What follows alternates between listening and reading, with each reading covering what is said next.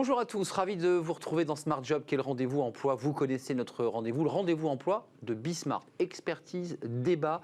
Dans le cercle RH, eh bien, il y aura nos experts, les experts de Bismart. L'actualité de la semaine est chargée. On parlera des retraites, ça se crispe, et de la relance. De quel type de relance parlons-nous? On en parle dans quelques instants. Working Progress à la rencontre d'entreprises, de start-up innovantes. Et puis bien dans son job, on va revenir sur le télétravail, mais sur le côté obscur du télétravail, parce qu'il y a beaucoup d'avocats sollicités sur des questions de harcèlement moral, mais aussi de harcèlement cyber. On en parle dans quelques instants. Mais d'abord, le JT présenté comme chaque jour par Cécilia Sévry. Bonjour Cécilia. Bonjour Arnaud. Le mouvement Leclerc s'engage pour l'emploi des jeunes. Un mouvement qui réunit 587 chefs d'entreprise indépendants veut favoriser les jeunes travailleurs et étudiants. Dès cet été, il propose partout en France plus de 1600 offres d'emploi et quelques 300 offres d'alternance. Une initiative qui regroupe un large éventail d'emplois, bouchers, pâtissiers, mécaniciens automobiles ou encore chefs de rayon. Les offres d'emploi sont déjà disponibles sur un site dédié. Alstom prêt à céder son usine de Reinshofen dans le Bas-Rhin. C'est l'une des mesures proposées par le groupe à la Commission européenne dans le cadre de son projet de rachat de Bombardier Transport. Le site qui emploie 900 personnes devrait fabriquer les TER nouvelle génération qui consomment 20% d'énergie en moins. Alstom a annoncé officiellement le mois dernier à Bruxelles son intention de racheter le canadien Bombardier Transport pour 6 milliards d'euros. La Commission européenne a jusqu'à jeudi prochain pour un premier examen de l'affaire. Après Airbus et Air France, c'est au tour du groupe ADP de tailler dans ses effectifs. Selon les informations du journal Le Monde, le groupe pourrait supprimer 600 postes sur environ 6300. Dans un communiqué, le gestionnaire d'aéroports annonce avoir proposé hier aux salariés d'engager des négociations en vue d'adapter le modèle économique et social. Selon Daniel Berton, secrétaire général de la CGT chez ADP, la direction voudrait parvenir à réaliser 10 à 15% d'économies. De son côté-là, le groupe n'a pas chiffré le nombre de départs, mais avec quelques 2,5 milliards d'euros de manque à gagner à cause de la crise sanitaire, ADP veut faire des économies. Le groupe compte 3 aéroports, Orly, Charles de Gaulle et Le Bourget, mais aussi un héliport et 10 aérodromes. La Halle connaît désormais son nouveau propriétaire. L'offre de reprise du groupe Beaumanoir a été validée par le tribunal de commerce de Paris. Une offre qui pourra pérenniser 2520 emplois en France, soit 366 magasins. Le groupe reprend ainsi en quasi-totalité l'activité mode de l'enseigne placée en redressement judiciaire il y a quelques mois. Le groupe Beaumanoir, qui possède également les marques Cache-Cache et Bonobo, n'est pas le seul repreneur. Les enseignes Chaussea et Chose 34 ont aussi été choisies pour une reprise. Au total, ce sont 3334 emplois préservés sur 5500. Et c'est à vous, Arnaud. Merci Cécilia, on se retrouve lundi pour un nouveau JT. Place tout de suite à notre rubrique Bien dans son job. Alors c'est l'environnement RH au sens très large. On a des coachs, mais on a aussi des avocats. On va parler du télétravail parce que avec Sabrina Kemel, qui est notre invitée aujourd'hui, avocate au barreau de Paris, spécialiste en droit du travail, c'est la face sombre du télétravail. On en parle beaucoup de ce télétravail. Il a modifié les organisations et certains collaborateurs, d'ailleurs, le plébiscitent. Simplement, l'avocate que vous êtes est confronté aujourd'hui à des clients qui vous disent « Moi, le télétravail a modifié l'organisation et vous avez des cas de harcèlement moral. » Expliquez-nous, vous n'avez jamais eu autant de cas de harcèlement moral? On a des cas de harcèlement moral en fait qui émergent de la part de managers, Arnaud, en fait, qui n'ont jamais été dits ou vus comme des harceleurs. Vous n'avez pas de dossier, quoi. Aucun dossier, et qui tout d'un coup, les équipes ou certaines personnes des équipes, parce qu'on va y revenir, ça va être aussi très subjectif, se plaignent du harcèlement qui est celui de leur manager. Qu'est-ce qui s'est passé? Pourquoi? Qu'est-ce qui s'est passé? Parce que je pense que le télétravail a exacerbé aussi certains comportements. Et quand on dirige une équipe, quand on l'a sous la main, la journée, quand on travaille avec, quand on les voit, c'est pas la même chose. Quand on n'a pas ces équipes sous la main, on peut penser que les salariés ne travaillent pas assez, travaillent moins, sont devant la télé, sont partis, enfin bref, tout un tas de choses qui fait que les managers vont faire des Zooms, les fameuses réunions Zoom ou les fameuses réunions Teams, enfin ça on les a vues en long, en large et en travers, de façon très régulière. Donc on a des cas de réunions qui sont programmées, moi j'ai eu un cas de réunion qui était programmé toutes les heures, vous imaginez, toutes les heures pendant le confinement pour s'assurer que les salariés étaient bien présents. Donc là, vous soulevez un problème de management, c'est-à-dire que ce sont des managers qui avaient un mode, je dirais, de contrôle permanent lorsque le salarié était dans le service, et il essaie de garder le même rythme. Mais en réalité, un mode de contrôle permanent dans le service, oui et non, parce que, ou en tout cas, quand on contrôle en permanence au sein du service, ça ne se ressent pas comme ça. Vous voyez, le manager est dans son bureau, ou on est en open space, et donc on se voit, donc il n'y a pas de contrôle, en fait. Le salarié, en tout cas, ne le ressent pas comme tel. Alors qu'en télétravail, forcément, on doit appeler, on doit faire les réunions Zoom, donc là, il y a une pression supplémentaire qui est mise aux salariés. Pas sur tous, bien sûr, je veux dire, on parle vraiment de la façon, parce qu'il y a aussi de très bons côtés au télétravail. Mais sur le plan juridique, c'est recevable quand un avocat reçoit un client qui parle de harcèlement moral? Est-ce que ça rentre, les critères que vous décrivez, dans du harcèlement moral? Alors le harcèlement moral, c'est en fait des faits répétés ou non sur une personne qui ont pour effet de dégrader sa santé. C'est ça le harcèlement moral. Donc ça pourrait rentrer bien sûr dans la définition. Après le harcèlement moral, Arnaud, on en voit énormément, vous l'avez dit, beaucoup aussi durant cette période de confinement. Tous les salariés surfent sur la vague du harcèlement moral. Aujourd'hui, il faut savoir que dans chacun de nos contentieux... Il y a un opportunisme. Ah oui, bien sûr. Dans chacun de nos contentieux, il y a le harcèlement moral. C'est glissé. C'est glissé. Il y a une vague, ça permet aussi de sortir du barème Macron. On surfe sur la vague du harcèlement moral. Donc ça, c'est bien sûr, ça se passe comme ça. Ouais. Ouais. Il y a un autre volet du télétravail qui est évidemment extrêmement difficile pour les managers, pour les cadres. C'est ces mails envoyés à n'importe quelle heure. C'est-à-dire que le télétravail donne l'impression, à travers la fenêtre d'un avocat, qu'on a dérégulé finalement les horaires de travail. Est-ce que ça, vous le vivez à travers vos clients ? Oui, en fait, je pense qu'on le vit tous. On le vit tous, on le vit aussi personnellement. Bien sûr, il faut savoir quand même que il y a ce fameux droit à la déconnexion dont on entend parler. C'est une loi ? Qui est une loi, bien sûr, qui date de 2016. Et donc, qui est, en fait, l'objectif de cette loi, c'est de permettre aux salariés de bénéficier de son droit à repos, de ses droits à congé sans travailler, de ne pas travailler. Entre deux journées, il y a 11 heures. On oublie le smartphone. On oublie le smartphone, sauf qu'en pratique, vous l'oubliez, vous, votre smartphone, de façon... Ça m'arrive, rarement. Rarement, parce qu'on est un peu sous perfusion. Non, mais c'est vrai, il faut le dire.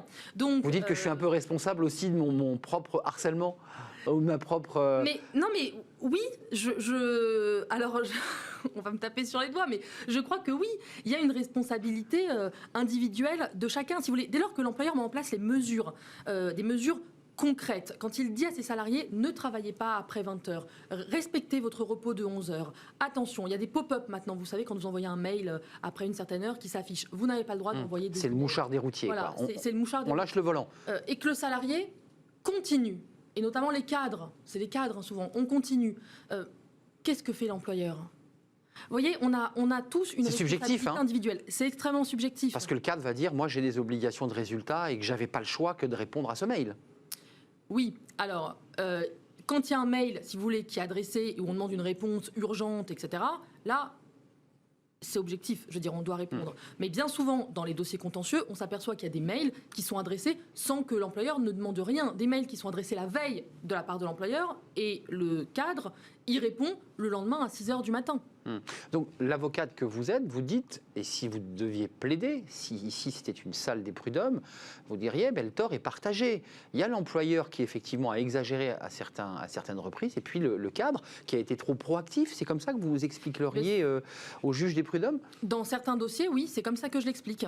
Et notamment dans des dossiers, par exemple, donc je vous l'ai dit, de cas de forfait jour ou de cadre dirigeant, où la personne a énormément travaillé, c'est vrai, mais elle ne s'est pas non plus imposer des limites malgré les demandes, malgré les directives de l'employeur. Et peut-être que l'employeur l'a aussi comme une faute, parce qu'il faudrait prendre peut-être des sanctions à l'égard des salariés qui ne respectent pas les règles. Ça n'existe pas, ça. Vous n'avez pas de cas de sanctions. C'est très rare, mais peut-être qu'on devrait y arriver pour se retrouver justement devant le Conseil de prud'hommes et dire, eh bien oui, on a sanctionné parce qu'il n'a pas respecté les règles de sécurité. Ouais. C'est incroyable ça d'ailleurs, une sanction pour dire à un collaborateur, vous travaillez trop, levez le pied, occupez-vous de vos enfants. Mais je pense qu'on va y arriver, Arnaud. Mais je pense qu'on va y arriver. Sur le plan juridique, ça donne quoi à un collaborateur qui dit, moi j'ai énormément travaillé, j'ai répondu aux mails de jour comme de nuit, puisque c'est de ça dont il est question. Qu'est-ce qu'il réclame ? Des heures sup ? Alors on réclame, oui, il réclame des heures supplémentaires, mais aussi tout ce qui est travail dissimulé. Travail dissimulé, devant le Conseil de prud'homme, il faut savoir que c'est une indemnité forfaitaire qui est de 6 mois de salaire. C'est automatique, c'est 6 mois. Alors après, quand on est côté employeur, eh bien on se défend parce que le travail dissimulé, il faut qu'il y ait un élément intentionnel, il faut avoir eu la volonté en fait de frauder, ce qui n'est pas tout le temps le cas. Et donc oui, il y en a heures supplémentaires, travail dissimulé, dommages et intérêts pour manquement aussi à l'obligation de sécurité notamment. Ce sont les 3 chefs qu'on retrouve devant le Conseil de prud'homme. Et le Conseil des prud'hommes, selon votre jurisprudence, est plutôt coupe la poire en deux, comme on dit, ou il est plutôt favorable aux salariés, ou entend plutôt l'argument de l'employeur, la bonne foi de l'employeur? Ça dépend. En fait, il y a eu récemment un arrêt de la Cour de cassation qui fait mal aux employeurs. Et c'est un arrêt de la Cour de cassation qui vient nous dire que le salarié n'a qu'à produire, si vous voulez, un tableau dans lequel il indique les horaires qu'il a fait. Donc, par exemple, il a fait 6h, 20h tous les jours, ou 6h, 22h tous les jours. Cela suffit. En le justifiant?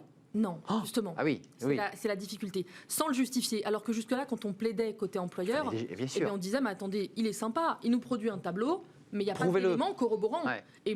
Prouvez le mail, prouvez le mail, bien exactement. sûr. Et puis au-delà de prouver le mail, quand vous me produisez un mail à 6h du matin, prouvez-moi qu'il fallait bien répondre à 6h du matin. C'est comme ça, moi, que je réussissais à défendre tous mes contentieux. Vous n'étiez pas obligé de répondre à 6h du matin. Exactement. Et c'est comme ça que je les gagnais, les contentieux supplémentaires. Avec cette nouvelle arrêt de la Cour de cassation, la tendance risque de s'inverser. Mais il y aura des revirements. Il faut pousser au revirement parce que là, pour les employeurs, ça risque d'être extrêmement compliqué parce qu'il va falloir prouver un fait négatif, en fait. C'est ça. C'est très dur. C'est le droit en creux, quoi. Oui. C'est le droit en creux. Merci Sabrina Kemel. On a entendu quand même qu'il faudrait peut-être commencer à sanctionner, que l'entreprise sanctionne des collaborateurs et des cadres trop zélés afin peut-être de leur donner la possibilité d'avoir des horaires de travail normaux. Merci d'être venu sur notre plateau, avocate au barreau de Paris. Vous allez revenir régulièrement dans notre émission parce que c'est toujours intéressant d'avoir le droit, rien que le droit. Merci d'être venu. Working Progress, c'est tout de suite. Vous connaissez notre rubrique à la rencontre, et bien justement, de chefs d'entreprise, d'experts, de penseurs et de start-up.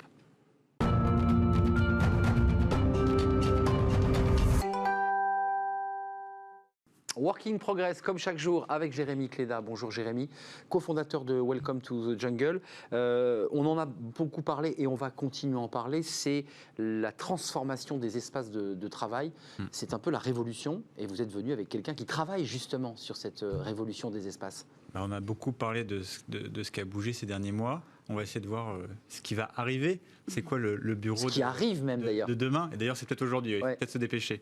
En tout cas, on va voir ça avec Camille Rabineau. Bonjour Camille. Bonjour Arnaud, bonjour Camille. Vous avez fondé Comme on travaille.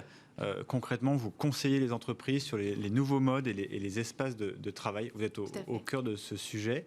Voilà. Et donc, en un mot, alors qu'est-ce qui a changé ces derniers mois sur la manière dont les entreprises commencent à réfléchir à leur lieu de travail, s'il y en a encore un? Oui, tout à fait. Merci de me poser la question. Alors, je pense que c'est pas un scoop. Ce qui a vraiment changé ces derniers mois, c'est que le télétravail a totalement fait ses preuves. Il y a tout un certain nombre d'a priori qui pouvaient empêcher encore certains dirigeants de le développer à plus large échelle sont tombés. Et du coup, la conséquence, c'est que le bureau, finalement, il est apparu dans cette période comme subsidiaire, comme secondaire pour la réalisation de tout un nombre d'activités. Pas le bureau en bois, vous voulez dire, l'espace bureau. Voilà, il faut quand même un endroit les locaux, les locaux de l'entreprise. Et vous sentez d'ailleurs ce que vous disiez, que les dirigeants qui étaient réfractaires à tout ça, maintenant, ça y est, quand vous les contactez, quand vous échangez avec eux, l'esprit est ouvert. Je pense qu'une chose est sûre, c'est qu'il y a une fenêtre d'opportunité aujourd'hui qui est là pour repenser justement tout un tas de fonctionnements qui parfois étaient historiques dans l'entreprise. Et ça, voilà, les entreprises en ont conscience, sont saisies, c'est plutôt une bonne nouvelle. Maintenant, du point de vue du bureau, je pense qu'en fait, c'est un peu une réponse de Normand peut-être que de dire ça, on va avoir en fait un peu toutes les écoles apparaître. Ce qui est intéressant, c'est que depuis le 11 mai, voilà, on est le 10 juillet aujourd'hui, donc on commence à avoir un petit peu de recul justement sur la façon dont les entreprises se saisit, se s'empare de ce nouveau paradigme. Et donc, voilà, il y a un peu tous les cas de figure qui émergent. Il y a quelques start-up qu'on peut annoncer à grand bruit qu'elles rendaient leur bail. Mais si je prends d'autres secteurs, par exemple, je travaille entre autres avec le secteur public, qui n'est pas un petit employeur dans ce pays, on voit que pour eux, prendre le virage de la renonciation au poste de travail, donc c'est dur. Pour le coup, voilà, c'est le bureau un peu plus tel qu'on le connaît, ce sera plus dur. D'autres entreprises, par contre, peut-être un peu plus, qui avaient un peu plus amorcé, notamment la transition digitale, sont en train vraiment de réenvisager le bureau comme un lieu qui sera vraiment surtout tourné vers l'échange, la collaboration, le partage et l'interaction. Moi, ce que je pense, c'est que dans tous les cas, il va y avoir beaucoup d'ajustements, beaucoup de tâtonnements, que les collaborateurs et les managers devront faire beaucoup preuve de souplesse, que les aménagements devront prévoir aussi une certaine forme de réversibilité et qu'il va falloir suivre, bien évidemment, de près tout ça. Alors, avant qu'on se voit, je lisais quelques statistiques sur comment sont aménagés les espaces. C'est aller complètement à l'inverse de de mon intuition. Ça tord le cou à nos idées reçues. Et par exemple, je lisais que encore aujourd'hui, il y a 2/3 des bureaux qui sont des bureaux fermés. Ouais. L'open space, finalement, c'est un petit tiers. D'ailleurs, certains proclamaient que l'open space était mort avec le Mais il était déjà mort, en fait. Et peut-être d'ailleurs qu'il n'avait pas encore grandi. Il n'est pas majoritaire. Est-ce que vous voyez qu'il y a de nouveau un sujet là-dessus? Pour des raisons sanitaires, on va retrouver des bureaux fermés. Comment vous sentez les choses?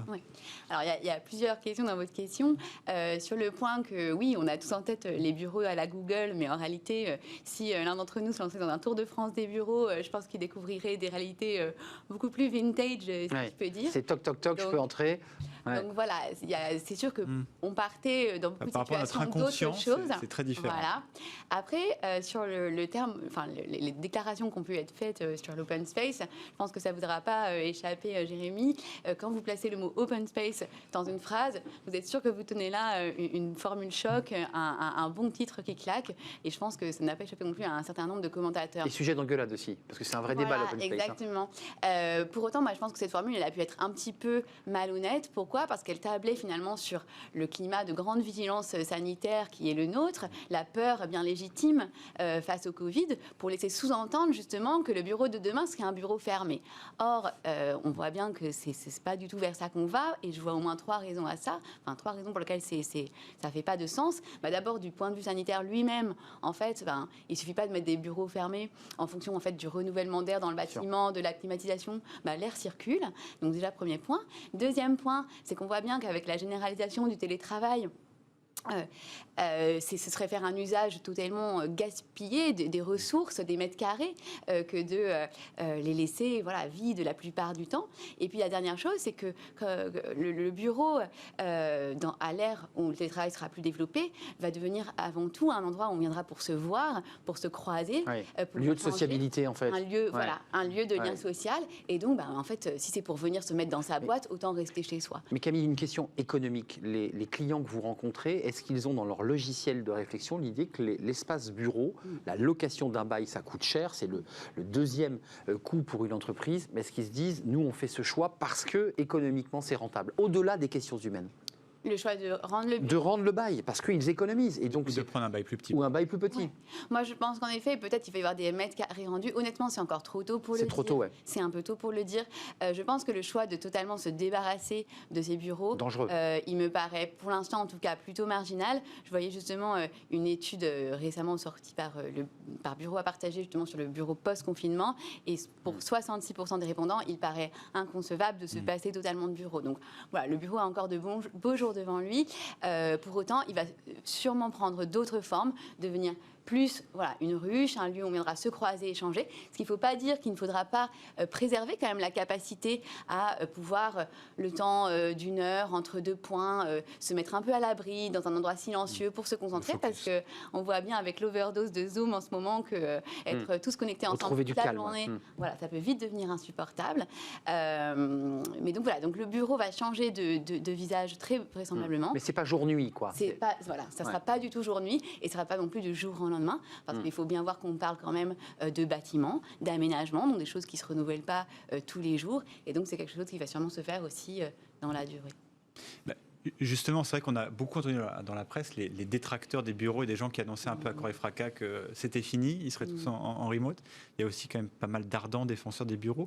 Et l'argument principal aussi, c'est de dire que les bureaux espaces physiques, c'est un prolongement de la culture de l'entreprise, et donc que c'est nécessaire. Est-ce que vous aussi, vous adhérez à cette réflexion-là? Oui, j'adhère totalement à cette vision. Un autre chiffre qui peut vous paraître intéressant, il y a le baromètre Opinionway Empreinte Humaine sorti le mois dernier, disait que 39% des télétravailleurs, donc pendant le confinement, pour toute cette période, se sont sentis isolés, ont souffert d'isolement.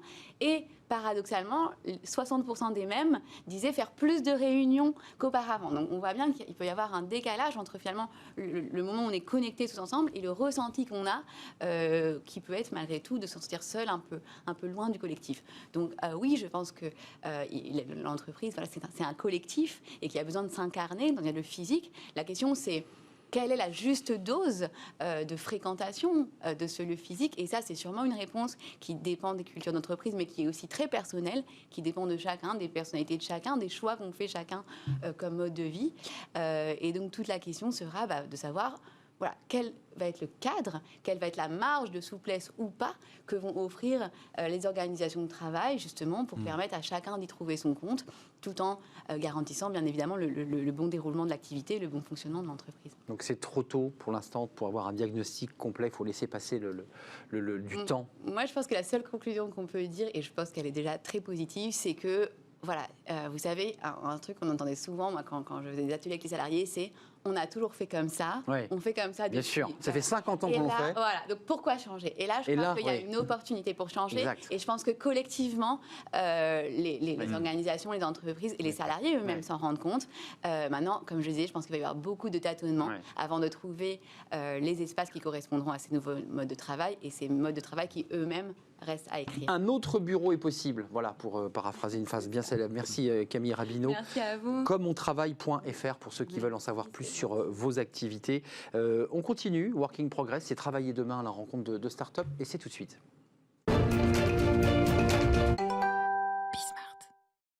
Travailler demain, Jérémy, on reste dans le thème des nouveaux espaces professionnels et vous êtes avec une start-up. Exactement. On va parler de ce qu'on met dans l'espace et comment on l'organise. D'ailleurs, Géraldine, on s'était croisés il y a très longtemps, au tout début de l'histoire de Welcome to the Jungle, avant que vous démarriez Formilab. Vous êtes une marque, à la base une marque de mobilier sur mesure et éco-responsable. Et maintenant, de plus en plus, vous accompagnez les entreprises sur leurs projets d'aménagement, sur comment repenser l'espace de travail. Comment est venue cette idée et ce concept ? Merci de m'accueillir sur votre plaisir. plateau. C'est un plaisir pour moi aussi. Alors, l'histoire de Formilab est née en 2016. J'ai créé Formilab avec mon associé Jordan Paragon. À la base, l'idée est venue d'une expérience personnelle. Je cherchais une table pour ma nouvelle maison, une jolie table à manger. Et j'étais un petit peu déprimée de voir que tout se ressemblait. Et je voulais une table qui change, qui soit synonyme de convivialité, d'authenticité. Je voulais du bois massif. Et finalement, je ne trouvais rien qui me convenait. Tout était très ressemblant. Et finalement, la seule façon d'obtenir la table de mes rêves, c'était de faire appel à un artisan pour avoir une table vraiment à mon image. J'ai réalisé que je n'étais pas la seule à faire ce parcours et que pourtant, ce n'était pas évident de trouver un artisan, de suivre la fabrication. Donc, vous faites cette table sur mesure, à votre goût, voilà. et vous dites qu'à partir de cette table, vous pouvez la modéliser en proposant le même service à une entreprise. Voilà, exactement. Donc l'idée est venue comme ça. On s'est lancé pas mal auprès des particuliers au départ. Et très vite, on s'est aperçu que notre concept était tout à fait adéquat pour les entreprises qui ont pour objectif de refléter leurs valeurs à travers aussi leur environnement de travail, leur mobilier. Et donc, quoi de mieux que le sur-mesure pour faire ça? Et quoi de mieux surtout que l'artisanat pour aussi refléter un univers qui soit authentique, convivial, parce que c'est beaucoup ça que recherchent aujourd'hui les entreprises. C'est vrai qu'en plus, moi, je me permets une petite parenthèse, quand on regarde les photos de bureaux, notamment de start-up par exemple, pour faire ce métier, c'est vrai qu'aujourd'hui, en fait, tout est pareil. Tout se ressemble. C'est l'IKEA Startup, pour ne pas citer cette marque. Oui, exactement. D'ailleurs, il y a même des décorateurs spécialisés dans les startups. Exactement. Est-ce que justement, grâce à vous, on peut pas aller un peu plus loin et d'aller chercher cette unicité Comment, en fait, comment d'ailleurs on transforme une culture d'entreprise en du mobilier Oui. De toute façon, nous, quand on a créé notre entreprise avec Jordan, l'idée, c'était vraiment de créer quelque chose de différent, un concept déjà qui soit différent, une nouvelle façon de fonctionner, bien au-delà de ce qu'on a l'habitude de voir, puisque nous, on fabrique tout à la demande, localement, par des artisans. Il y a un débat sur les délais, excusez-moi. Il y a un délai, il faut que le client se dise, j'attends un mois. Oui, alors plus d'un mois même. Oui, non, mais j'osais pas aller jusqu'à 2 mois. Mais parfois, on n'est pas beaucoup plus long que des entreprises comme Made.com qui mettent entre 8 et 16 semaines. Hein. Donc non, on est à peu près dans les standards finalement. Mais voilà, l'idée c'était de se dire clairement, on va pouvoir leur permettre de donner vie à leur créativité facilement.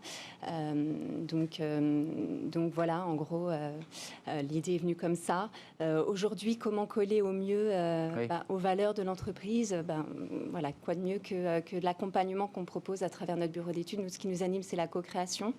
Ils préfèrent le métal, ils préfèrent le bois en fonction d'une valeur. On se dit, je préfère plus le bois parce que je porte plutôt des valeurs enracinées. Je fais du métal parce que je suis futuriste. C'est quoi le lien, si on pouvait en faire? Oui, alors nous, on propose énormément de matières naturelles, de bois recyclés.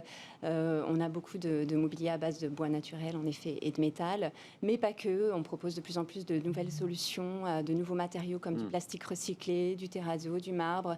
On propose au-delà des tables aussi des assises. On a un service aussi d'aménagement d'intérieur. Donc en fait, on a une offre vraiment 360 degrés. Mais ce qu'on cherche en effet à dégager, c'est quelque chose de différent et de donner du sens en fait à travers les créations qu'on propose, parce qu'on pense que aujourd'hui, tout le monde recherche du sens par rapport au job qu'il peut faire chaque jour, par rapport au lieu qu'il utilise chaque jour, par rapport à ce qu'il peut consommer. Et nous, c'est vraiment là qu'on fait notre différence, puisque on va écrire une histoire unique avec nos clients qui va refléter en effet au mieux ses valeurs, sa culture d'entreprise et faire en sorte finalement que les collaborateurs se sentiront bien. On est vraiment à la recherche de ce bien-être, de cet esprit convivial qui fait que les collaborateurs ont envie de se retrouver. Malgré tout ce qu'on a pu entendre post-Covid, on a toujours besoin de se retrouver autour d'un lieu qui reflète notre entreprise. Comme dans sa maison, finalement. Exactement. La qualité du lieu, elle est importante. Parce que elle influe.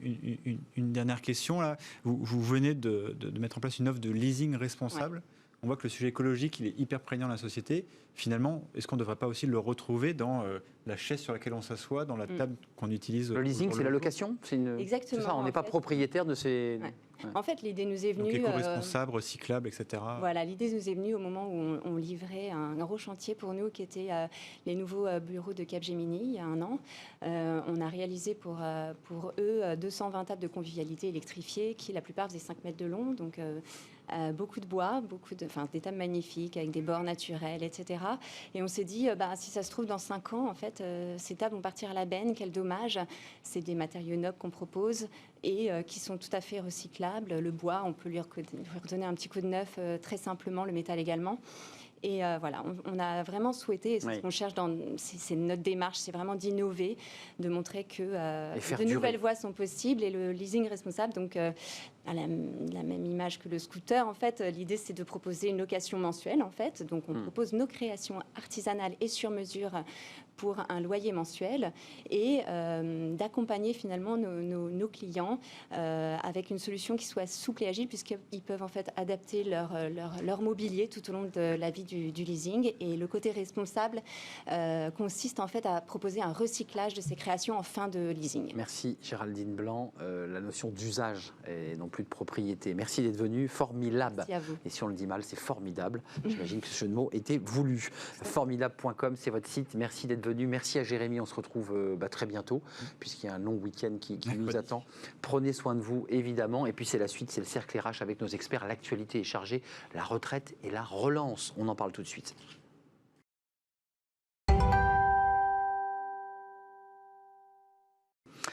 Le cercle RH avec mes experts, vous savez, on balaie l'actualité de la semaine, Dieu sait si elle est riche. Les retraites, puisqu'il y a eu ce premier round de dialogue social, enfin de main tendue sur les retraites, et on peut le dire, ça se crispe sérieusement, que ce soit du côté des syndicats salariaux et patronaux, on va en parler. Puis on va s'intéresser à la relance, parce que l'été arrive, mais la relance c'est en septembre, mais c'est quel type de relance qu'envisage de mener Bruno Le Maire, puisque c'est dans son intitulé de poste, il est ministre de l'économie et de la relance.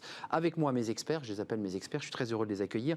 Carole Couvert, vice-présidente du Conseil économique et social environnemental, où vous avez travaillé sur l'emploi des jeunes là très récemment, et on en parlera. Ancienne présidente de la CFE-CGC, puisqu'on va parler de dialogue social, j'en suis sûr. Jean-Michel Garrigue est avec nous, c'est un de nos experts, il reviendra régulièrement, directeur associé en charge des RH et du développement chez BLB Associés. Puis vous avez une très longue carrière dans le privé, notamment dans des grands groupes, dont le groupe Europe 1, dont vous avez été le secrétaire général. Donc vous avez fait des RH, comme on dit. On en parlera avec vous dans quelques instants. Mathieu Plane, merci d'être avec nous. Vous êtes économiste, directeur adjoint du département Analyse et Prévision à l'OFCE. Oui, c'est votre titre. Commençons par les retraites. Je voulais vous poser une question parce que vous observez l'actualité. Est-ce que vous êtes posé la même question que moi? Qu'est-ce que cherche Emmanuel Macron en remettant cette réforme des retraites? Je vous vois lever les yeux au ciel, parce que moi aussi, je me pose la question. Qu'est-ce qu'il veut fondamentalement? Commençons par l'économiste. Est-ce qu'il y a un lien entre sa volonté de réforme, de maintien de la réforme, et de la relance de l'économie? S'il y en a un, il faut l'expliquer. Non, je crois pas. Je prends la parole, mais oui, je crois pas qu'on puisse appeler ça. On peut pas le mettre dans le package de la relance. C'est quand même une réforme structurelle qui vise à se développer sur le long terme. On parlait des équilibres budgétaires à l'horizon 2030. Là, la relance, c'est sur les 6 prochains mois, voire l'année d'après. Ce qu'on appelle une relance. Après, on peut avoir une relance plus durable sur l'investissement, mais ça, on va dire ça. Donc pas de lien entre réforme des retraites et relance. Là, derrière, il y a peut-être le fait de ne pas vouloir mettre à la poubelle tout ce qui avait été fait et passer sur le régime à points, mais la question qui va être cruciale et à mon avis qui est épineuse, c'est la question budgétaire. Parce qu'on remet des compteurs qui ne sont plus du tout les mêmes. Par rapport à ce qui était d'ailleurs le facteur des 12 milliards avec l'âge pivot. Aujourd'hui, on est dans une situation qui est extrêmement différente. On n'en parle plus quasiment de l'âge pivot là. Et donc j'ai peur que ça crispe quand même beaucoup là-dessus, parce qu'il y aura la question de la durée de cotisation, un certain nombre de choses, l'âge pivot, alors que c'est pas ça l'urgence. Aujourd'hui, c'est limiter la casse économique et sociale, faire au mieux, et pas rajouter une crise sociale, en tout cas, qui serait liée à une confrontation. C'est ce que disent les syndicats, d'ailleurs, à la sortie hier à Matignon. Ils ont dit c'est assez étonnant. Emploi, relance, sauvetage des emplois, mais pas les retraites. Qu'est-ce que vous en pensez, Carole Couvert? Votre analyse, qu'est-ce qui pousse, au-delà, de la volonté politique du président de dire c'est une réforme que je porte, elle était un pilier de mon élection, j'irai au bout? Il prend un risque là. Il prend un sérieux risque, il prend un risque de remettre des confrontations sur la table au mois de septembre, de voir des manifestations arriver, et on n'a pas besoin de ça au moment de relancer, de redresser le pays. On a besoin de sérénité, on a besoin de cohésion sociale et on n'a pas besoin de division. Moi, la seule explication que je vois, en complément de ce que vient de dire Mathieu, c'est du côté de l'Union européenne, puisqu'en fait la réforme des retraites a été vendue il y a quelques années à l'Union européenne pour expliquer que nous ne respections pas les critères de Maastricht, dans les fameux 3% de déficit. C'est le package des réformes qu'il fallait mener. C'est la seule explication que je revois à la sortie soudaine de ce dossier, parce qu'on sait très bien que les retraites, c'est une pétaudière. C'est le dossier sur lequel il est très difficile de rassembler, de trouver l'intérêt général, parce qu'en fait, chacune et chacun raisonne en fonction de son intérêt personnel et va regarder, en fonction de la discussion, quelles sont les conséquences, soit sur le niveau de cotisation, donc la baisse potentielle de pouvoir d'achat, soit sur la durée qui va être nécessaire pour partir à la retraite. Et c'est très difficile de tirer l'intérêt général. Je l'ai expérimenté quand ça avait créé un conflit social très dur, quand même. Tout à fait. Déjà. Donc, je ne vois pas l'intérêt, surtout que les partenaires sociaux, en tout cas ceux qui ont été reçus par Jean Castex, ont été déjà unanimes, patronaux ou représentant les salariés, en disant qu'ils n'en veulent pas. Du MEDEF à la CGT. Exactement. La priorité, c'est l'emploi et la relance. Donc, là, les syndicats sont unis, ils ont du mal à marcher du même pas, et je ne parle pas du MEDEF. Mais c'est vrai que là, en sortant de Matignon, ils ont à peu près tous dit la même chose. Il faut relancer l'emploi, il faut faire un effort sur les salaires, c'est pour et faux. Puis le MEDEF a dit, attendez, laissons-nous du temps, 2 ans peut-être, reparlons-en. J'ai vu quand même que l'idée de réunir tous les régimes spéciaux, les 42, en faire un seul, ça c'est déjà oublié. L'âge pivot est déjà mis sous le tapis. Oublié. Il dit que c'est dans un deuxième temps. Dans un deuxième temps, oui. Bon. Financement, deuxième temps, régime universel. Mais après, de toute façon, quand on travaille sur l'emploi, on règle une partie des problèmes du régime de retraite. Bah oui, j'allais y venir. C'est pour ça que je lis dans notre émission aujourd'hui la relance. Parce qu'il y a un débat sur l'emploi, sur les cotisations. Qu'est-ce que vous en pensez, Jean-Michel Garrigue? C'est audacieux, vous qui avez été un RH dans le dialogue social. Je pense que l'expertise pratique est un atout important dans la réussite du process. On sort d'une ministre du Travail qui était une praticienne des ressources humaines, que j'ai très bien connue quand elle était chez Dassault Systèmes, quand elle était chez Danone, etc. Muriel Pénicaud, pour ne pas la citer. Muriel Pénicaud, pour ne pas la citer, dont on pense ce qu'on veut, mais elle connaît extrêmement bien son job. Et alors même que le dossier des retraites est un dossier assez explosif, notamment en matière de gestion logistique quotidienne. Celle qui va avoir à gérer au quotidien ces négociations, c'est une ministre, je ne porte aucun jugement qui n'a sur pas ses sa qualités, technicité, mais qui ne connaît absolument rien à ces domaines-là. Et il va lui falloir du temps pour apprendre, et cela dit d'ailleurs sans aucun mauvais regard dans cette approche, mais c'était vraiment le moment où il fallait avoir une experte pour gérer ça au quotidien, l'habitude de parler avec les partenaires sociaux. Là, on va se retrouver avec quelqu'un qui ne connaît pas.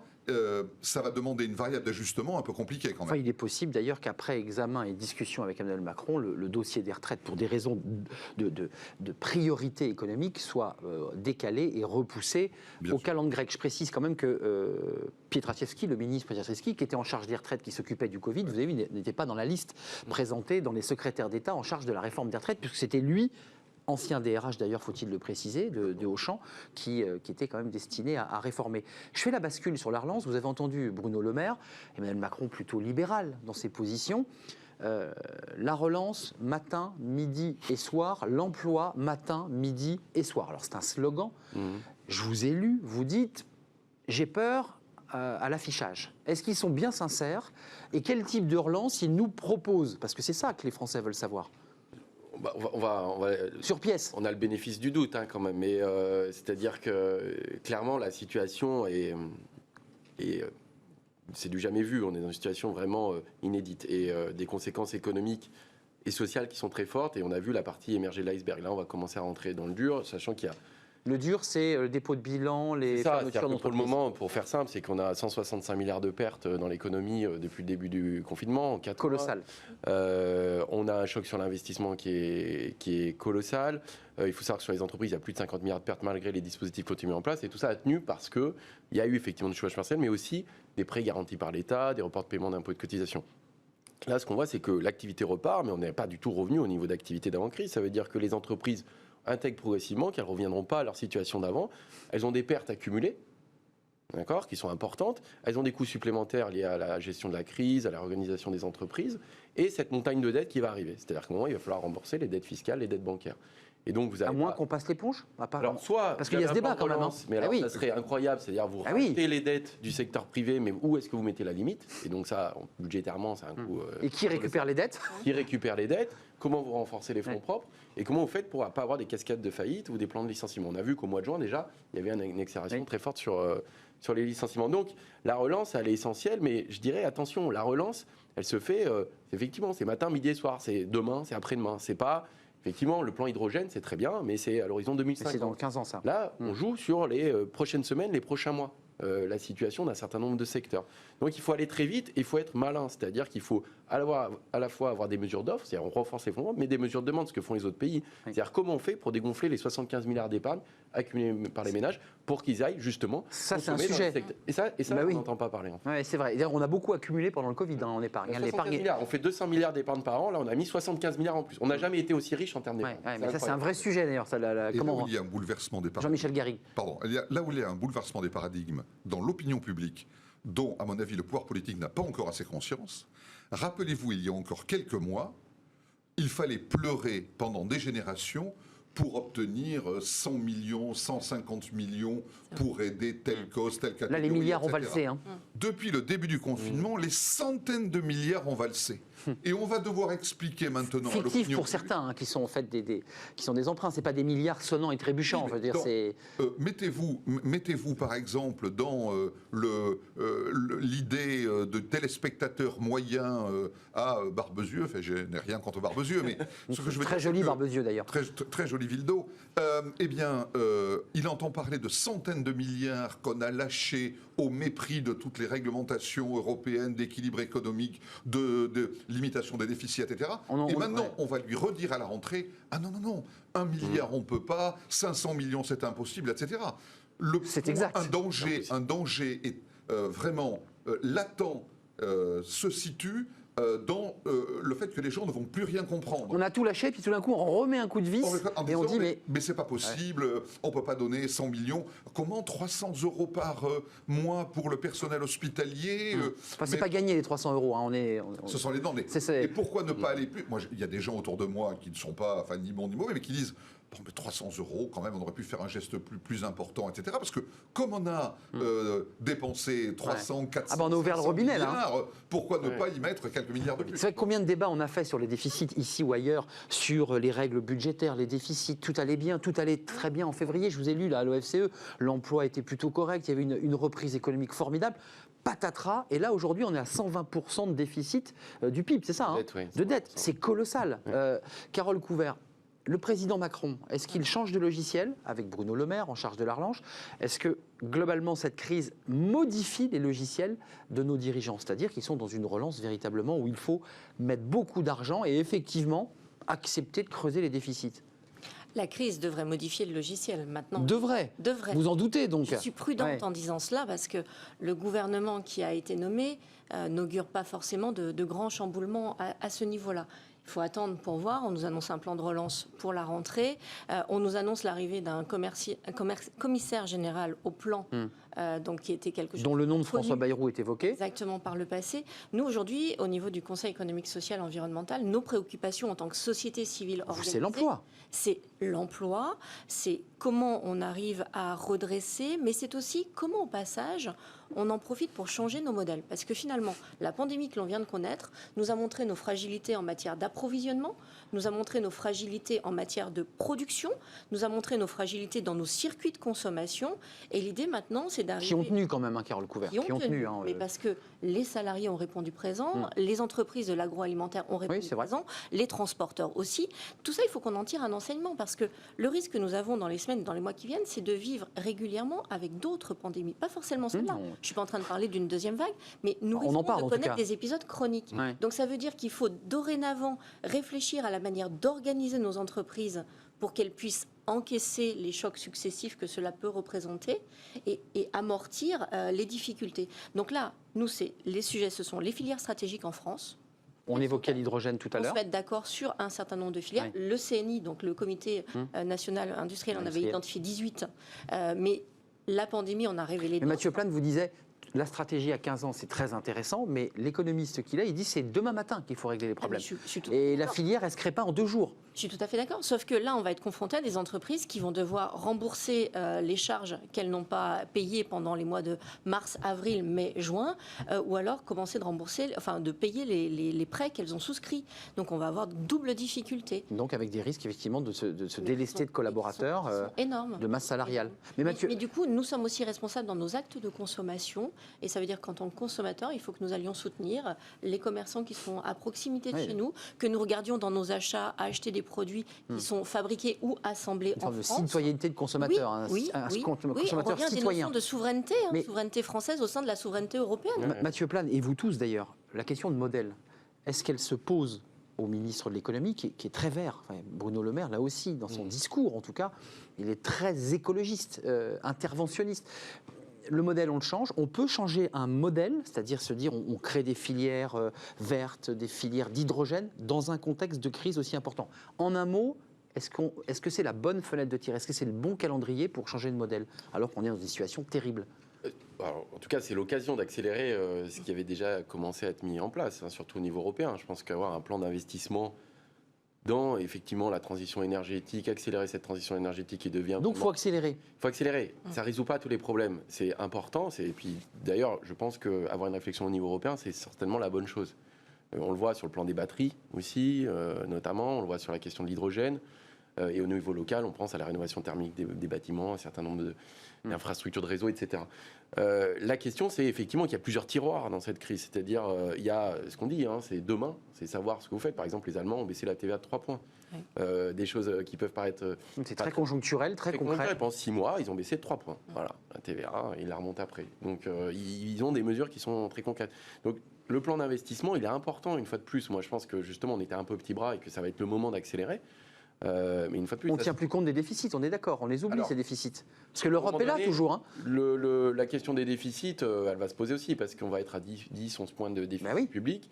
à mon avis, ça va être l'enjeu de 2022. C'est-à-dire que ça va être le mandat de 2022 où la question va être extrêmement complexe parce que si vous regardez en général dans les crises, les questions de redressement budgétaire, elles se posent entre 2 ans et 2 ans et demi après. Donc là, pour le moment, vous traitez l'urgence et la relance. Bruno Le Maire a dit qu'il mettait la dette Covid de côté, il la sépare. Mais parce que lui, il veut dire je la mets. Mais l'Europe va dire non. Ils peuvent dire vous la mettez dedans. Vous la mettez dedans, parce que lui, c'est ce qu'il souhaite. D'accord, et donc d'ailleurs, c'est une des vraies questions, c'est-à-dire qu'un plan de relance, il est censé être transitoire. On parle de la règle des 3T, réversible, et donc bien ciblé et au bon moment, il faut le faire. La question, c'est que le risque aussi, c'est qu'on prenne des mesures qui soient structurelles, qui ne soient pas des mesures de relance. Par exemple, si vous baissez les impôts sur la production ou certaines cotisations, c'est des mesures qui sont pérennes. Ce n'est pas des mesures de relance. Il n'y a pas de raison que ce soit financé comme une dette Covid. Exact. Une mesure de compétitivité. C'est ça. Donc, ça, c'est du classique hors Covid. Voilà. Bien sûr, donc, ça c'est vrai. Il faut bien voir ce qui est la relance. La relance, elle se fait à 6 mois, 1 an. Il y a les plans d'investissement qui sont du long terme. Et après, si vous voulez mettre en place des mesures structurelles, il va falloir trouver des ressources. C'est ça. Et trouver des ressources. Ça, c'est un vrai sujet. Jean-Michel Garrigue. C'est intéressant d'ailleurs de voir cette évolution de la personnalité de Bruno Le Maire, voilà. et le rôle qu'il joue. Vous vous souvenez qu'il avait porté la loi Pacte il y a si longtemps. Loi importante. Et je ne sais pas si vous avez fait attention à une petite phrase dans la lettre de mission pour Elisabeth Borne, où il lui est demandé d'aller au-delà de la loi Pacte dans le partage de la valeur. La loi Pacte, toute récente, n'est même pas encore entrée en vigueur dans beaucoup d'entreprises, même si certaines, comme Danone ou autres, ou le groupe Rocher, sont déjà en avance, font évoluer leurs statuts sociaux pour que l'objet social tienne compte de ça, etc. Eh bien, on vient de demander à la nouvelle ministre du Travail d'aller au-delà de la loi Pacte dans le partage de la valeur. Ça n'est pas neutre. Vous le savez que, je ne l'ai pas précisé dans mon lancement, vous êtes l'ambassadrice justement pour porter cette participation, pour la porter comme une ambassadrice. Vous buvez du petit lait là, parce que c'est une question importante, le partage de la valeur. En fait, cette proposition, associer les salariés. Elle n'est pas arrivée par hasard, parce qu'avec François Perret et avec Thibault Langsam, nous sommes les 3 ambassadeurs à l'intéressement et à la participation. Et nous avons profité de la période de confinement pour faire un certain nombre de propositions à Bruno Le Maire et à Muriel Pénicaud pour simplifier l'intéressement, la participation et pouvoir permettre à davantage de chefs d'entreprise de le mettre en place et donc à davantage de salariés d'en bénéficier. Donc d'impliquer un peu plus les salariés. Nous avons notre rapport intermédiaire il y a 1 semaine avec simplifier le formulaire, simplifier le dépôt, le faire en ligne, permettre que ce soit le comptable qui le fasse, permettre que si l'administration ne répond pas en 1 mois, ça vaille acceptation. Bref, tout un package qui permette que, y compris un chef d'entreprise d'une TPE de moins de 11 salariés puisse se sentir à l'aise avec le dispositif et n'est pas et implique ses collaborateurs. Exactement, parce qu'avec l'intéressement et la participation, c'est une manière de refaire un projet d'entreprise, de refédérer le collectif et de relancer l'entreprise. Avant de nous quitter, parce qu'on a envie de se projeter évidemment, et c'est toujours difficile parce qu'on demande aux économistes d'avoir une boule de cristal, donc c'est impossible. Mais quels sont selon vous, avec le travail que vous menez sur les chiffres, les secteurs qui vont s'en sortir et ceux, on le voit, qui vont s'effondrer? Parce qu'on les voit, Airbus, qui sont déjà en difficulté, il y a Nokia, ce plan social, mais quels sont les autres secteurs qu'on n'a pas encore perçus qui risquent dès septembre d'être en grande difficulté? Alors, on sait qu'on a un petit souci, c'est que notre spécialisation sectorielle n'est pas très amie avec le Covid, quoi. C'est-à-dire que, ou la Covid d'ailleurs, on dit. Oui, on dit de la Covid. La Covid, parce que là, on avait des atouts comparatifs, et notamment dans l'aéronautique, le transport aérien, tout ce qui est commerce de proximité, services, tourisme, événementiel, loisirs, culture. Touché de plein fouet. Plein fouet, c'est les secteurs qui ont été les plus impactés. Donc la France va avoir plus de mal que les autres pays à se remettre sur pied. Ça veut dire se renouveler, donc ça veut dire aussi est-ce qu'on est capable d'entretenir notre base industrielle et l'élargir, y compris sur des enjeux qui peuvent être technologiques ou écologiques. Mais on a donc là, c'est le modèle. C'est le modèle. C'est le changement de modèle, mais ça va prendre du temps. Mais ça veut dire aussi tous ces secteurs-là, ça va être une grande difficulté. On le sait déjà, quoi. Tout ce qui a de l'interaction sociale va poser problème. Il y a effectivement cette crise, cette épidémie, celle du Covid, mais de la Covid. Mais il y a aussi ce que vous dites, c'est que potentiellement on peut avoir d'autres épidémies qui arrivent et donc il risque d'y avoir un principe de précaution, de prévention qui sera plus comme avant. Et qui va bloquer donc, les mouvements de personnes ne sera plus comme avant de toute façon. Donc c'est vrai qu'il y a un atout pour nous qu'on a perdu, c'est bien là-dessus. Donc il va falloir se reconstruire. Après, les secteurs qui s'en sortent, c'est effectivement tout ce qui va être plutôt autour de l'agroalimentaire, l'information, communication, le numérique, la pharmacie, une partie de la chimie. Le BTP. Le BTP, alors voilà. Qui est descendu très bas. Mais par contre, une des chances, et ce qu'on disait, c'est qu'il peut y avoir aussi une forme de relocalisation sur les territoires. C'est-à-dire que les grandes agglomérations qui étaient intouchables jusqu'à présent, aujourd'hui, risquent d'être beaucoup moins attractives. Notamment, il y a toute la question du numérique, le plan numérique, développer la fibre, de façon à ce que le télétravail puisse aussi bénéficier justement. L'envie de verre, Mathieu Plane, l'envie de verre qui touche. Il faut aussi saisir cette opportunité. Carole Couvert, pour conclure avec Jean-Michel Garrigue. Eh bien, je crois aussi que dans la relance... C'est inquiétant quand même, parce que tous les secteurs, on est leader, on est touché. Oui, mais des secteurs commencent à repartir. Après, il faut regarder comment on recrée de la confiance pour que les gens consomment aussi, parce qu'une partie de la relance va passer par la consommation. Oui, mais il faut arriver à débloquer ce matelas d'épargne. Mais du coup, il y a un sujet qu'on n'a pas évoqué. Dans cette relance, sera stratégique et au cœur de la relance, le dialogue social. Les partenaires sociaux doivent être au cœur de la relance. Ça commence mal avec la retraite. Eh bien oui, mais justement, il faut arriver à mettre en place un vrai dialogue social. C'était peut-être pas le bon sujet pour démarrer le dialogue social. Non. Pour boucler notre débat. Et puis deuxième point pour moi, et je passe la main, l'Europe. On en a parlé tout à l'heure avec les déficits. Il va falloir proposer une nouvelle méthodologie dans le semestre européen et le programme national de réforme pour arriver à isoler les dépenses liées à la pandémie que nous venons de vivre, puisque tous les pays ont été touchés et on ne peut pas traiter ces dépenses-là de la même façon que les autres. Donc nous proposons au niveau du CESE d'isoler ces dépenses-là et de pouvoir les suivre autrement. Jean-Michel Garrigue, votre mot de conclusion. En termes de psychologie, il y a un écartèlement complet. Vous vous souvenez que pendant le confinement, les gens disaient demain ne sera plus jamais comme avant. Le monde va être différent. Qu'est-ce qu'on paierait aujourd'hui pour que le monde soit pareil qu'avant ? Oui, vous avez entièrement raison. C'est une fin un peu angoissante que vous nous décrivez parce que peut arriver d'autres épidémies et une deuxième vague et il faudra que les entreprises s'y préparent. C'était un plaisir de partager ce cercle RH avec vous, Mathieu Plane, directeur des études, mais le titre n'est pas tout à fait exact à l'OFCE. C'est pas votre titre exact ?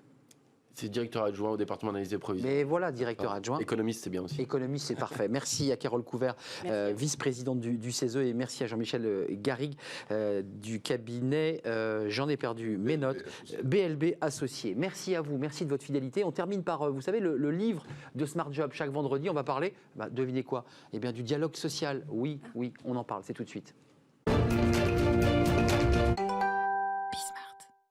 Fenêtre sur l'emploi consacrée au livre, c'est le livre de Smart Job. Vous connaissez notre rendez-vous, cette collection chaque vendredi. Avec moi, Alain Thomas, bonjour. Bonjour. Alors, vous fûtes directeur des relations sociales et des ressources humaines à la Banque de France. Autant dire que vous avez évidemment mené du dialogue social au sein de cette institution. Et vous sortez ce livre, alors qui est un livre réactualisé parce que, évidemment, le droit évolue.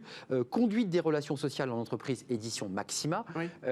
Vous le dites d'ailleurs, il n'existe pas de cursus de formation aux managers pour les former là-dessus. Pas vraiment. Il y a beaucoup de livres sur le droit social, proprement dit, qui expliquent le droit social. Il y a des livres sur l'évolution des organisations syndicales, leur sociologie. Mais il n'y a pas, à proprement parler, me semble-t-il, de livres sur la formation, la préparation à l'exercice de responsabilité, de représentation de l'entreprise dans le dialogue social, sous les différentes formes que comporte ce dialogue social. Et c'est pour ça que j'ai trouvé opportun d'essayer de répondre à la question, finalement, comment s'y prendre ? Parce que là, c'est très pratico-pratique, votre livre. Les managers qui nous regardent, je revendique. C'est l'idée de... On ouvre la porte, on leur serre la main, on prend le café. Presque. Non, mais pas loin. Qu'est-ce que vous leur dites à ces managers qui se disent « mais je vais devoir rentrer dans du dialogue social » et qui ont un peu peur ? Alors, je leur dis déjà, il faut effectivement, comme vous y faites allusion, il faut un peu de courage. Il faut un peu de courage pour animer, présider des réunions qui sont, par nature, quelles que soient les bonnes volontés, conflictuelles. Il faut un peu de courage. Par nature ? On est dans une situation d'opposition naturelle, ce qui n'a rien de critiquable. Deuxièmement, il faut une maîtrise de son discours, de ses propos. Il faut avoir la capacité de résister à la pression, de tenir un discours qui soit toujours cohérent, qui ne se laisse pas influencer. Connaître le droit, dites-vous. Il faut connaître. Alors, j'insiste sur le fait qu'il faut avoir des bases suffisantes. On ne peut pas aborder certaines réunions lorsqu'il s'agit de l'application du Code du travail, on est dans un domaine très technique. Vous voulez parler de durée du travail, d'intéressement. On ne peut pas dire n'importe quoi. Vous ne pouvez pas vous lancer dans des improvisations. Si vous présidez, par exemple, une séance du Comité social et économique, cet exercice se déroule dans un cadre très contraint en termes de prérogatives des représentants du personnel, d'organisation depuis la fixation de l'ordre du jour jusqu'à l'organisation et au fonctionnement de la réunion. Donc il faut effectivement, autant que possible, avoir des éléments qui vous permettent d'éviter les erreurs grossières qui sont très pénalisantes, parce qu'effectivement, elles sont toujours relevées très vite par les organisations syndicales. Livre, je le redis, pratico-pratique, très concret. Est-ce que vous vous souvenez, vous, de votre première réunion face à des syndicats ? En général, d'abord, on assiste, on commence par assister. On observe. On observe. Ah, c'est ça. C'est très, je le signale dans le livre, d'ailleurs, il est très important d'associer des collaborateurs qui ne vont peut-être pas prendre la parole, parce que c'est difficile de prendre la parole dans une réunion que mène un président, parce qu'il a sa propre logique, sa propre cohérence, il veut voir comment le débat évolue. Donc il faut que des managers appelés un jour à exercer des responsabilités observent. Et puis ensuite, effectivement, on est amené à présider une réunion. Moi, j'ai un souvenir qui est un peu curieux, parce que j'ai présidé une réunion et les syndicats sont partis. Et ce n'était pas lié à ma présence. C'est lié, ça date, c'était lié aux horaires variables, et ils ne voulaient pas entendre parler. Donc, ils sont petits. Chaise vide, ils se lèvent et ils vous laissent. Bon, il faut faire avec, il faut gérer, il faut essayer de gérer cette situation. Et vous avez réussi à leur imposer les horaires variables ? Après, il faut se rassurer. Après, la discussion reprend. C'est ça. Puis, il faut se calmer. Et puis, il faut expliquer. Non. Mais c'est simplement ça souligne simplement le fait que ça peut être les situations que l'on peut vivre peuvent être difficiles parfois. Il faut les accepter. D'un mot, Alain Thomas, il y a le dialogue social médiatique, c'est-à-dire sortie de Matignon, poignée de main, et puis il y a le dialogue social de l'entreprise. Alors, on parle bien du dialogue social au sein d'une entreprise. Et le dialogue social est multiforme, en fait. Vous avez à la fois, si je puis dire, pour résumer très simplement, vous avez le dialogue que je qualifierais de formel, qui va s'exercer dans les instances officielles, instances de négociation dans l'entreprise, et puis représentation du personnel dans le comité social et économique sous ses différentes formes, puisque vous savez qu'il a remplacé les délégués du personnel, les comités d'établissement et les comités d'entreprise. Donc ça, c'est le dialogue que je qualifie effectivement de formel, parce qu'ils s'exercent dans un cadre contraint au plan juridique. Ça, c'est cadré. C'est cadré, et ça, c'est une réalité qui s'impose. Et il y a un autre dialogue social. Et il y a un dialogue informel qui va reposer sur les échanges presque au quotidien, sur le terrain, entre des managers et des délégués syndicaux, au fil de l'eau, personnel, au fil de l'eau, qui vont venir les voir, qui vont les rencontrer, qui vont entretenir une relation. Et ça, c'est très important aussi. C'est même presque aussi important. Mais bien sûr. Parce que c'est là que se noue, non pas des complicités. Non, mais quelque chose qui se passe. Que se noue le lien. Dialogue, la confiance aussi. Qu'on prend conscience des difficultés qui peuvent exister, des risques de conflits. Et donc, il y a une sensibilité qui s'acquiert par le contact avec les représentants syndicaux et les élus. Merci Alain Thomas. Conduite des relations sociales en entreprise, c'est un livre réédité parce qu'on dit enrichi évidemment de l'expérience et de l'évolution de la jurisprudence. Voilà, très belle couverture, édition Maxima. Merci d'être venu faire un détour par le plateau de Smart Job.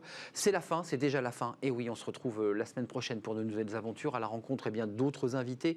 Merci pour votre fidélité. Merci pour tous ceux qui communiquent sur les réseaux sociaux, sur notre émission. Merci à toute l'équipe technique qui m'aide à la préparer, à Fanny Griesmer, évidemment. Bon week-end à vous et à très bientôt.